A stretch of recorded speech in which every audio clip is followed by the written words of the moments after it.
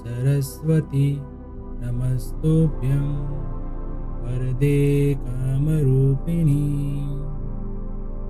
विद्यारम्भं करिष्यामि सिद्धिर्भवतु मे सदा।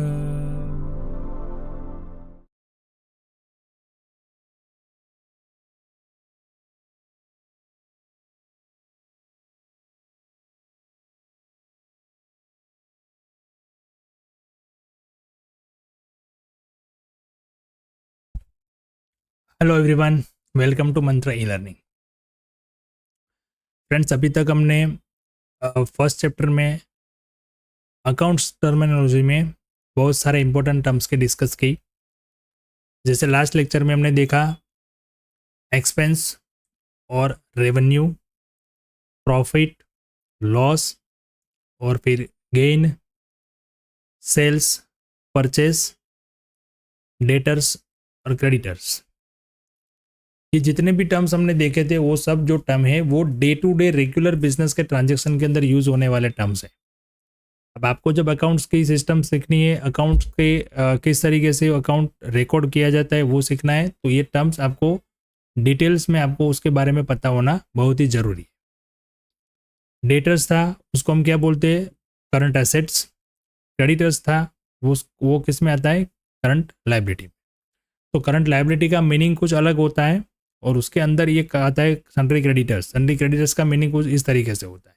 मतलब जो भी ये यहाँ पे हम अकाउंटिंग का जो भी वर्ड सीख रहे हैं, वो जो वर्ड्स है वो कौन से कैटेगरी में आता है और कौन से ट्रांजेक्शन के अंदर वही टर्म्स हम यूज़ करेंगे, वो आपको पता होना बहुत ही ज़रूरी है। ठीक है, जैसे हमने स्टार्ट किया था सबसे पहले बिजनेस ट्रांजेक्शन से। बिजनेस ट्रांजेक्शन का मीनिंग हम समझे तो बिजनेस ट्रांजेक्शन का मीनिंग ये था, नॉर्मल हमने देखा था कि बिजनेस के लिए कोई हम जो ट्रांजेक्शन करते हैं और इसका इकोनॉमिक वैल्यू जब कुछ होता है तो हम उसे बोलते हैं बिजनेस ट्रांजेक्शन। और ऐसे ही ट्रांजेक्शन को हमें बिजनेस के अंदर अकाउंट्स में उसको रिकॉर्ड करना है। बिजनेस के अंदर ऐसे भी कई सारे ट्रांजेक्शन होते रहते हैं, बट वो बिजनेस के ट्रांजेक्शन अकाउंट्स में रिकॉर्ड्स नहीं होते।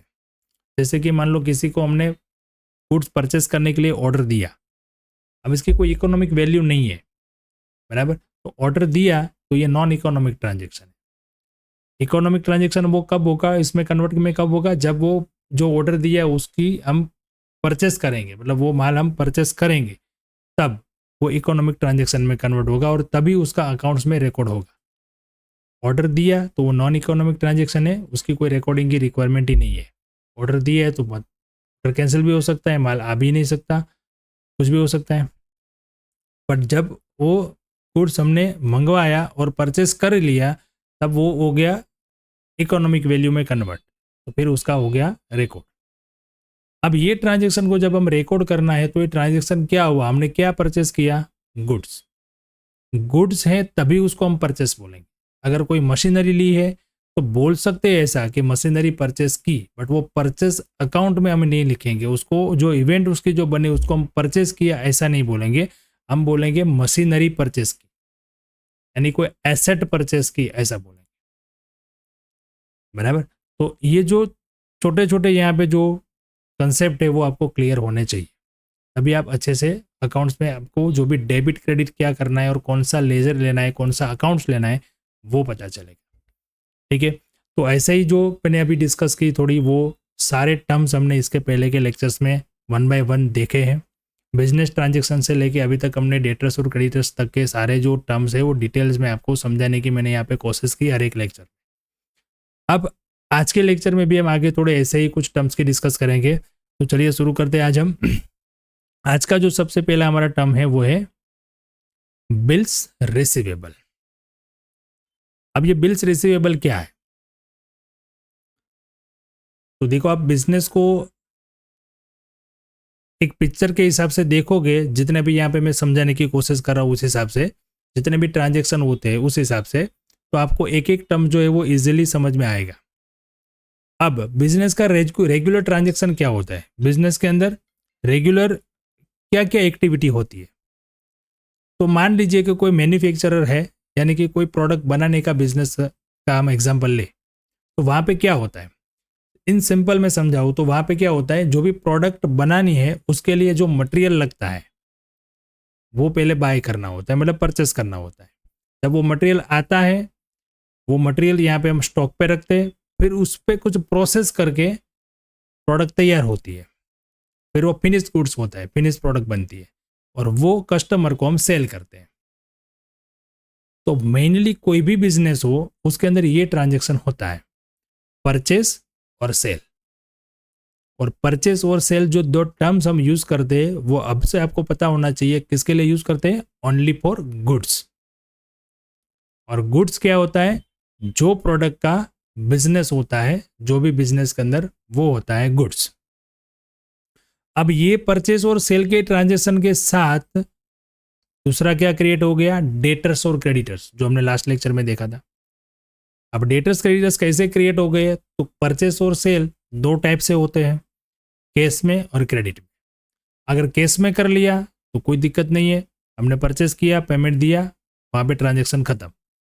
बट अगर वो क्रेडिट पे परचेस किया तो अभी गुड्स ले लिया, थोड़े दिन के बाद पेमेंट करेंगे।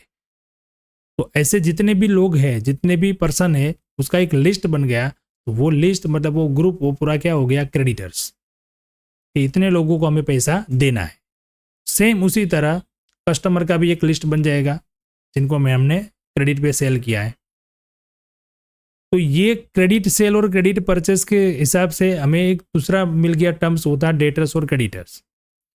अब ये डेटर्स और क्रेडिटर्स मतलब जितनी भी पार्टियां हैं, पार्टीज उसको हम बोलते हैं, कोई सप्लायर है हमारा, कोई कस्टमर है, ये इन लोगों के साथ ही तो बिजनेस होता है, बराबर। तो ये जो पार्टीज होती है, वो पार्टीज के पास से हमें पैसा लेना होता है, तो किस तरीके से पैसा कलेक्ट करते हैं और किस तरीके से पेमेंट करते हैं।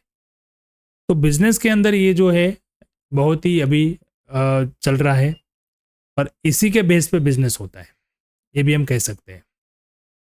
कैसे, तो देखो, हमने जिससे परचेस किया, जो हमारा सप्लायर है, उसके लिए हम क्या है, कस्टमर। और हमारे लिए जो कस्टमर है, बराबर, उसके लिए हम क्या है, सप्लायर। अब ये साइकिल पूरी चलती रहे और पूरे जो पैसे भी है वो भी रोटेशन में घूमते रहे, तो ही बिजनेसेस ग्रो करेंगे। तो सबके लिए, बिजनेस के लिए कुछ ना कुछ टर्म्स होती है। कोई 30 दिन के लिए 30 दिन के पेमेंट पे, मतलब क्रेडिट पे सेल कर दे, कोई 60 डे के पेमेंट पे करते हैं, कोई कैश में ही करते हैं, क्रेडिट करते ही नहीं है। तो वहाँ से क्या होता है कि जो पेमेंट की जो लाइबिलिटी बन जाती है, वो पेमेंट की लाइबिलिटी के हिसाब से कभी कभी बिजनेसेस के अंदर कुछ रुकावटें आ जाती है, बराबर। रुकावटें आ जाती है मतलब कि हम सप्लाई नहीं कर सकते गुड्स, स्टॉक खत्म हो जाता है, प्राइस बढ़ जाती है, डिमांड बढ़ जाती है, बराबर, सप्लाई कम हो जाती है, ऐसे कुछ ना कुछ रीज़न आते जाते हैं। तो उसके सॉल्यूशन में क्या है, तो उसके सॉल्यूशन में ये है कि जो भी टर्म्स हमने डिसाइड किए होते हैं, उस टर्म्स के हिसाब से पैसे की जो लेन देन है वो भी चालू रहनी चाहिए। बट कभी क्या होता है कि कोई नए बिजनेस वाले होते हैं, कोई ऐसे बिजनेस की कंडीशन में आते हैं कि जो पेमेंट की टर्म है उस टर्म पे पेमेंट नहीं कर सकते, तो उसके लिए ये एक रास्ता है जो हम उसको बोलते हैं नेगोशिएबल इंस्ट्रूमेंट। वो होता है पैसा ही, बट उसको इंस्ट्रूमेंट के हिसाब से हम पेमेंट करते हैं। कैसे इंस्ट्रूमेंट के हिसाब से, तो बिल रिसीवेबल। बिल रिसीवेबल एक टाइप का एक लेटर होता है, उसमें दो पार्टीज के बीच जो भी पैसे का टर्म्स था उस रिगार्डिंग उसमें एक कॉन्ट्रैक्ट होता है, एक एग्रीमेंट होता है। जैसे मान लो आपको समझाना भी जाऊँ तो चेक समझ लो, बैंक का कोई भी चेक है, मतलब मुझे किसी पर्सन के पास से पैसा लेना है 1 महीने की, उसको मैंने टाइम दिया 30 डेज का। अगर उसके पास अभी पैसा नहीं है, या फिर मुझे ऐसा है कि अगर वो पैसा नहीं देगा तो ये ट्रस्ट बिल्डअप करने के लिए मैं उससे क्या करूँगा, 30 दिन के बाद की डेट का चेक ले लूँगा। तो अभी मैं भी सेफ हूँ और उसको सेल भी हो गया मेरा, और मेरे पास चेक भी आ गया, पेमेंट मेरा सिक्योर है। अब 30 दिन तक वो चेक मेरे पास पड़ा रहेगा, और 30 दिन के बाद जो भी डेट का चेक है उस डेट में हम बैंक में जाके डिपॉजिट कर देंगे, पैसा मिल जाएगा। तो ये इंस्ट्रूमेंट हुआ ना, वो पैसा ही हुआ, चेक लिखा हुआ है, वो क्लियर ही है कि भाई 30 दिन के बाद मुझे पैसा मिलने वाला है। बट इसमें क्या होता है कि 30 दिन तक मुझे होल्ड तो करना ही है, पैसा मिलेगा तो नहीं, क्योंकि 30 दिन के बाद की डेट लिखी है। बट मुझे अगर पहले पैसे चाहिए तो ये चेक मैं दूसरे कोई पर्सन को दिखा के उससे पैसे ले सकता हूँ कि नहीं, बराबर। पर वो चेक अभी जो जिसके नाम से लिखा है उसके नाम से अगर आप दिखा सकते हो तो गारंटी क्या है कि अगर उसने वो जब उसकी डेट है उस पर पैसा नहीं मिला या उसका अकाउंट में पैसा नहीं है तो ऐसा कुछ ना कुछ होता रहता है। तो बिजनेसेस के अंदर ये सारी क्या होती है, रुकावटें आती है, ऐसे कुछ चैलेंजेस आती रहते हैं। तो उसके लिए ये इंस्ट्रूमेंट एक निकाला है, वो है बिल्स रिसीवेबल। ये कुछ ऐसा एग्रीमेंट होता है दो पार्टीज के बीच में जिन लोगों को एक दूसरे से पैसे की लेन देन करनी होती है। तो इसमें क्या होता है, जिससे पैसे लेना होता है वो एक एग्रीमेंट ऐसा लिख के जिनके पास पैसा लेना है उसको भेजता है और वो उसमें साइन करके उसको एक्सेप्ट करता है कि हाँ मेरे को इसमें जो भी लिखा है वो मंजूर है, एग्री है, वो पैसा मैं देने वाला हूँ। अब वो जो एग्रीमेंट है वो फिर किसके पास आता है, जिसको पैसा लेना है। अब ये इंस्ट्रूमेंट जो भी है, जो एग्रीमेंट बना हुआ है, उससे वो मार्केट में किसी को भी दे के पैसा ले सकता है अपना। और जब डेट आती है, उसकी मैच्योर डेट आती है कि जब उसने डिसाइड किया था कि मैं इस तारीख को पैसा दूंगा, तब वो जिसके पास है वो एग्रीमेंट, वो पर्सन के पास से जाके पैसा ले सकता है। कुछ ऐसा जो इंस्ट्रूमेंट होता है उसे हम बोलते हैं बिल्स रिसीवेबल, बराबर। मतलब क्या हुआ, तो bills receivable is a written document where there are two parties, one is the bill writer and other is the bill acceptor. दो पार्टीज होती है, जिससे पैसा लेना होता है वो क्या होता है, बिल्स का राइटर, और जिससे देना होता है वो उसको एक्सेप्ट करता है, मतलब वो acceptor. Where bill writer acquires right to receive certain amount as per pre determined date in the future, it becomes receivable. मतलब जो यहाँ पे रेटिंग जो लिखने वाला है उसको फ्यूचर में उस पैसा लेना है, इसलिए वो लिखता है पर्टिकुलर डेट के ऊपर और वो एक्सेप्टर जो है वो एक्सेप्ट करता है। Bill is a bill receivable, मतलब रिसीवेबल उसको क्यों बोलते हैं, तो पैसा इन फ्यूचर लेना है इसलिए उसको बोलते हैं receivable. Bill is a bill receivable for the bill writer in this written document and bill acceptor accept the written responsibility to pay specified amount on maturity date. मतलब यहाँ पे जो लिखने वाला है, जो राइटर है, उसके लिए वो बिल क्या है, बिल्स रिसीवेबल, और उसमें जो एक्सेप्टर है वो स्पेसिफिक डेट पे वो पैसा दे देगा, पेमेंट कर देगा, वो उसने वहां पे कंफर्म किया है। ठीक है, जनरली अब देखो ये पूरा कंसेप्ट आपको ख्याल में आया होगा, समझ में आया होगा, तो आपको पता है कि वो कौन लिखेगा, अभी राइटर कौन होगा, जो डेटर्स होगा। डेटर्स मतलब क्या हुआ, जिससे हमें पैसा लेना है।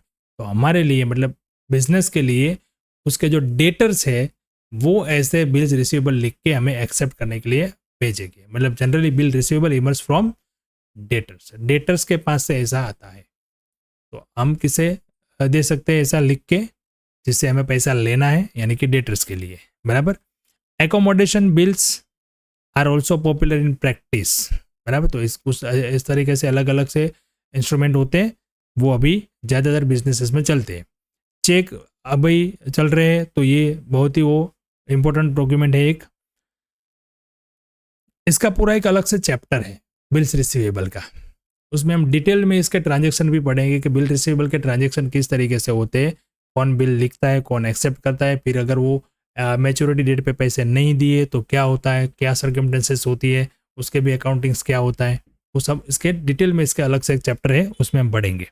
ठीक है, अभी आपको खाली समझना है। देखो यहाँ पे एग्जाम्पल मैंने दिया बिल रिसीवेबल, और जो बिल रिसीवेबल मतलब जो लिखता है, जो राइटर है, उसके लिए बिल रिसीवेबल है, और जो एक्सेप्टेंस होता है उसके लिए यही बिल्स पेएबल है।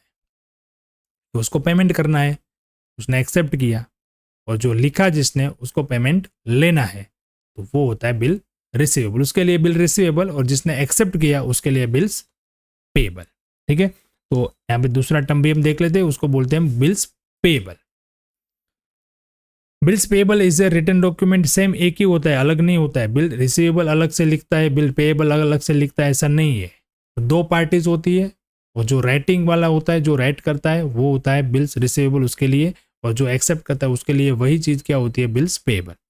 Bill payable is a written document where there are two parties, bill writer and bill acceptor, where bill acceptor accept responsibility to pay certain amounts as per predetermined date in the future, it becomes payable. In this written, bill acceptor accepts pay the amount written in bill writer to the maturity date. ठीक है, अब जो भी maturity date है यहाँ पे, उस date पे उसको पैसा वो देना है, वो एक्सेप्ट करता है, तो इसके लिए क्या हो जाती है, बिल्स पेबल. देखो यहाँ पे ऊपर एग्जांपल में देखें तो ये mister Krishnan as seller, mister Krishnan as a seller, ये सेलर है जिन्होंने गुड सेल किया, मतलब गुड सेल किया तो उसको पेमेंट लेने का बनेगा. अब वो अपने जो बायर है, मतलब कि ये बायर है, उसके ऊपर वो बिल लिख के दे देंगे, और जब ये जो जब साइन करके वापस देंगे तो इसके लिए क्या हो जाएगा, वो बिल्स रिसीवेबल. वही चीज, वही एग्रीमेंट इसके लिए क्या हो जाएगा, बिल्स पेबल. मतलब हम जब हमारे डेटर्स के ऊपर लिख के देंगे बिल रिसीवेबल, तो वो डेटर्स जब साइन करके हमें वापस देगा तो हमारे लिए बिल रिसीवेबल हो गया, और उसके लिए क्या हो गया, बिल्स पेबल. वैसे ही सेम हमारा जो सप्लायर है वो हमें बिल लिख के देंगे और हम साइन करके उसको वापस देंगे, तो वो हमारे लिए हो जाएगा बिल्स पेबल, और उनके लिए हो जाएगा बिल्स रिसीवेबल. बराबर. तो यही इसी के बारे में पूरा एक चैप्टर है, उसमें हम अभी उसके ट्रांजैक्शन भी देखेंगे, बट अभी के लिए आपको इतना समझना है बिल रिसीवेबल क्या होता है और बिल पेबल क्या होता है. वो एक रिटन डॉक्यूमेंट होता है दो पार्टीज के बीच में, जिसमें उनको पैसे की लेन देन करनी होती है for the future date. Okay. Bills payable जो होते हैं वो कहाँ से मिलते हैं, हमें क्रेडिटर्स के पास से मिलते हैं, मतलब जो क्रेडिटर्स होते हैं हमारे, उसके रिगार्डिंग हम बोलते हैं. अब इसी के रिगार्डिंग हम और दो टर्म्स देख लेते हैं. वो एक है पेएबल्स. पेएबल का मतलब क्या होता है, पेएबल तब हम वर्ड यूज करेंगे जब any amount to be paid, any amount to be paid by the business person in the future to any person और एनी पर्सन और पर्सन्स इज नॉन पेएबल्स. किसी पर्सन को हमें पैसा देना है या पर्सन्स यानी कि कोई ग्रुप है उसको पैसा देना है, वो होता है पेएबल्स. तो इसके अंदर बहुत सारी चीजें आएगी ना. पेएबल्स के अंदर कौन सा आएगा, सबसे पहले तो क्या आ जाएगा, क्रेडिटर्स. जो पूरा एक लिस्ट है हमारे पास, वो क्या हो गया, पेएबल. क्रेडिटर्स किसको बोलते हैं, पर्सन्स को, पर उसके जो अमाउंट बना टोटल उसे क्या बोलेंगे, पेएबल. कितना अमाउंट पेएबल है, बिल्स पेएबल. तो ये भी पेएबल का एग्जांपल है. तीसरा है आउटस्टैंडिंग एक्सपेंस. बराबर, एक्सपेंस है बट आउटस्टैंडिंग. आउटस्टैंडिंग का मतलब होता है पेमेंट करने का बाकी. एक्सपेंस हो गया, बिल आ गया हमारे पास, बट हमने पेमेंट अभी तक नहीं किया, वो होता है आउटस्टैंडिंग एक्सपेंस. बराबर. इनकम रिसीव्ड इन एडवांस, ये भी पेएबल होता है. इनकम रिसीव्ड इन एडवांस का मतलब क्या होता है, कोई कस्टमर ने हमें एडवांस में पेमेंट कर दिया, अभी हमने गुड्स सेंड नहीं किया, वो होता है रिसीव्ड इन एडवांस. अगर हम गुड्स सेंड नहीं कर पाए तो वो पैसा हमें वापस देना पड़ेगा, इसका मतलब ये हो गया पेएबल. बराबर. तो पेएबल का ये मीनिंग होता है, जैसे कि creditors and bills payable are include in payable. In other payables outstanding salary, outstanding wages, outstanding expense, pre received income. Pre received incomes are one kind of liability, एक type की liability है. All this payables are current liability. ये सारे जो है वो क्या बोलते हैं उसको, करंट लाइबिलिटी. करंट लाइबिलिटी के अंदर हमने देखा था वर्ड्स पेएबल, तो ये पेएबल का पूरा डिटेल्ड है. बराबर. पेएबल वर्ड इसके लिए यूज होता है. अब हम कोई हमें पूछे कि पेएबल्स क्या होता है, तो पेएबल्स का मतलब क्या होता है, creditors, outstanding liability, outstanding expenses, bills payable, income received in advance, ये सारी चीज़ें जो होती है उसे हम क्या बोलते हैं, पेएबल. मतलब जो भी पैसे हमें चुकाने होते हैं वो सारे क्या होते हैं, पेएबल. बराबर. टू बी पेड, उसको दूसरी तरह के बोलते हैं टू बी पेड. पेड नहीं किया है पर पेड करना है, उसी टाइप का एक होता है दूसरा रिसीवेबल. तो रिसीवेबल के अंदर क्या क्या आता है, सबसे पहले आएगा डेटर्स, उसके बाद बिल्स रिसीवेबल, उसके बाद प्रीपेड एक्सपेंस. वहां पे था आउटस्टैंडिंग एक्सपेंस, यहाँ पे था प्रीपेड एक्सपेंस. और आउटस्टैंडिंग इनकम्स, मतलब इनकम जनरेट हो चुकी है बट अभी मिली नहीं है. जैसे कि मान लो रेंट, तो रेंट हम लेते मंथ खत्म होने के बाद, तो पूरा मंथ खत्म हो गया, उसके नेक्स्ट मंथ में 1 से 10 तारीख में हमें रेंट वो इनकम मिलती है, तो 1 से 10 तारीख तक वो हमारे क्या लिए हो गई, रिसीवेबल. मंथ खत्म होते ही वो हो गया रिसीवेबल. बराबर. प्रीपेड एक्सपेंस, कोई एक्स्ट्रा एक्सपेंस हमने एडवांस में पे कर दिया है, बराबर। तो वो प्रीपेड एक्सपेंस है, तो वो भी रिसीवेबल है। अगर हमने फिर वो सर्विसेज नहीं ली तो फिर हम वो पैसा वापस ले सकते हैं, तो उसको बोलते हैं रिसीवेबल, प्रीपेड एक्सपेंस को। बिल्स रिसीवेबल तो रिसीवेबल है ही, डेटर्स की अमाउंट जो भी है वो भी रिसीवेबल है। मतलब रिसीवेबल का मीनिंग क्या होता है? Any amount to be received by businessman in the future from any person और persons is known as receivable. कोई पर्सन से हमें पैसा लेना है या पर्सन्स से लेना है, वो चीज़ें हमारे लिए क्या होती है? रिसीवेबल। और इसमें क्या क्या इंक्लूड होता है? तो debtors, bills receivable, commission outstanding, rent outstanding, interest outstanding, prepaid expense etcetera. Okay, चलिए अब नेक्स्ट देखते हैं, वो है कॉस्ट। अब कॉस्ट का मीनिंग क्या होता है?